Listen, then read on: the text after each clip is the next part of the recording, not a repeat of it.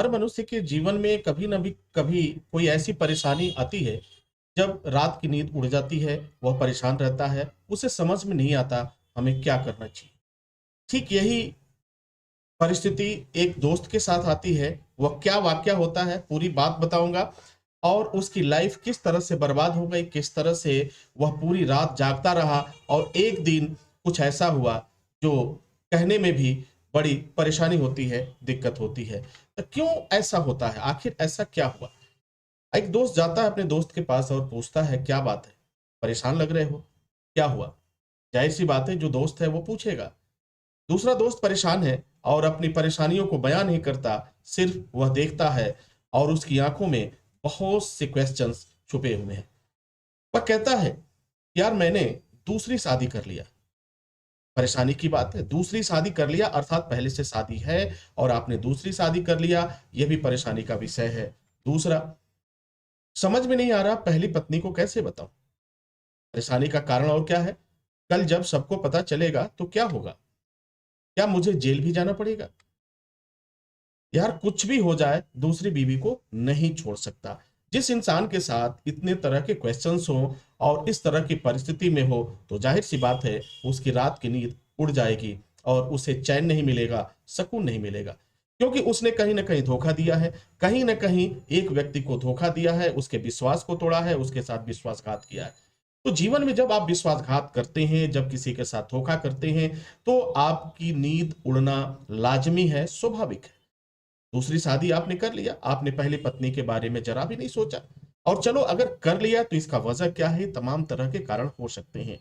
अब उसके बाद आपको ये डर सता रहा है कि अगर पहली बीवी को पता चला, तो दूसरी बीवी भी हाथ से जाएगी और वह भी समाप्त होगा। कई कहानियाँ सामने आ जाती हैं। जब सारी दुनिया को पता चलेगा तो क्या होगा? जेल जाना पड़ेगा, जेल जाने से हर व्यक्ति डरता है। अब उसके जीवन में जिस तरह से यह उतार-चढ़ाव आया है, वह अपने आप में चिंता का विषय है। चलिए कोई बात नहीं, आपको चिंता की ज़रूरत नहीं है, सारी समस्याओं का समाधान है। आप कहीं भी हो, कहीं से भी हो, आपकी समस्या का समाधान होगा और आप सुकून से रह पाएँगे, चैन से रह पाएँगे, अगर आपने कुछ नियमों का पालन किया तो। चलो मैं आपको उपाय बताता हूँ, क्या करना है, कैसे करना है। शादी तो आपने कर लिया, अब इससे कैसे आप सुधारेंगे? आपने वो गलती किया है, उसे सुधारा कैसे जाए? आप दूसरी बीवी को छोड़ नहीं सकते क्योंकि उसे बहुत ज़्यादा प्यार करते हैं, उससे मोहब्बत करते हैं, उसे छोड़ नहीं सकते। क्योंकि जब आप व्यक्ति दूसरी शादी करता है तो ज़ाहिर-सी बात है कि कुछ न कुछ बात तो होगी। कोई बात नहीं, लीगल लॉ ऑफ इंडिया आपकी मदद करेगा, हम आपकी मदद करेंगे। हर समस्या का समाधान कहीं से भी आप प्राप्त कर सकते हैं। बस आपको क्या करना है, अपना परामर्श का समय बुक कर लेना है। दिए गए नंबर पे आप कॉल करेंगे, कॉल करने के बाद अपना परामर्श का समय बुक कर लेंगे और तय समय पर हमारे एक्सपर्ट, हमारे विशेषज्ञ होंगे, मैं भी उपलब्ध रहूँगा और आप बात कर सकते हैं, अपनी समस्या का समाधान ले सकते हैं।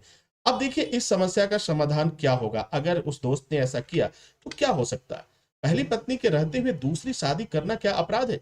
जी हाँ, यह एक अपराध है, लेकिन कब? अब ये डिपेंड करता है कि आप हिंदू हैं कि मुस्लिम हैं।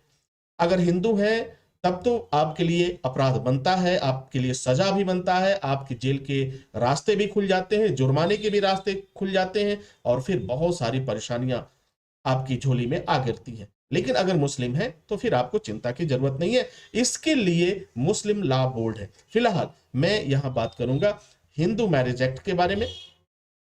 देखो, अगर कोई हिंदू अगर शादी कर लेता है, तो क्या होता है?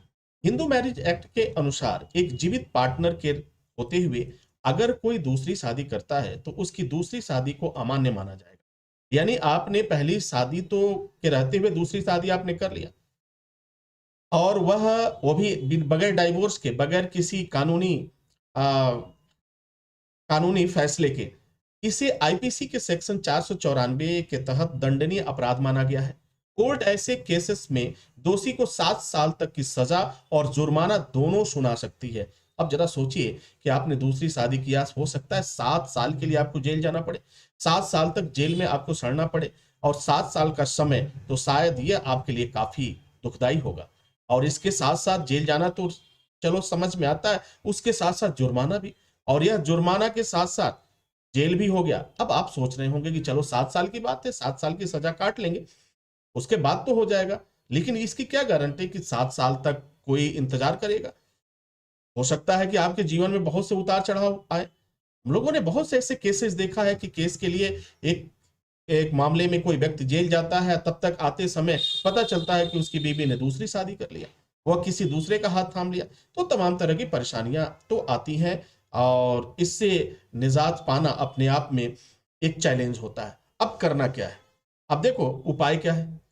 शादी तो कर लिया भाई, पहली पत्नी के रहते हुए शादी कर लिया, दूसरी पत्नी को छोड़ भी नहीं सकता है, तो करे तो क्या करे? क्योंकि अगर यहाँ पे बात आती है तो वो कहता है कि मैं उसे बहुत ज्यादा मानता हूँ, बहुत ज्यादा प्यार करता हूँ, बहुत ज्यादा मोहब्बत करता हूँ, मैं छोड़ नहीं सकता, जान दे दूंगा, छोड़ नहीं सकता। चलो जान दे देंगे चलेगा, लेकिन जेल नहीं जाना चाहता। अब उसका दूसरा क्वेश्चन होता है, यार मैं जेल नहीं जाना चाहता, क्या करूं, कोई उपाय बताओ। भाई उपाय तो बहुत सीधा है। पहला उपाय की जाकर के सीधी बात है कि अपनी पहली पहली पत्नी से बात करो, उसे बताओ कि ये चीजें हुई है। अगर पहली पत्नी ने चाहा तो शायद आप बच सकते हो, लेकिन ये तो बड़ा मुश्किल काम है। ये तो बात यही हो गई कि भाई शेर के पिंजरे में घुसना। भाई शेर कैसे छोड़ेगा? एक उपाय है, दूसरी बीवी को छोड़ दो या पहली से तलाक ले लो। अब दूसरी बीवी को छोड़ना भी आपके लिए मुश्किल का काम है और पहली बीवी से तलाक लेना ये तो पत्थर का मील है, ये भी संभव नहीं है। अब करें तो क्या करें?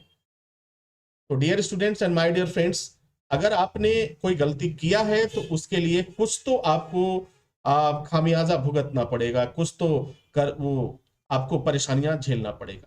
भाई दूसरी बीवी को आप छोड़ नहीं सकते, चलो तय है, कोई बात नहीं, पहली बीवी से तलाक ले लो।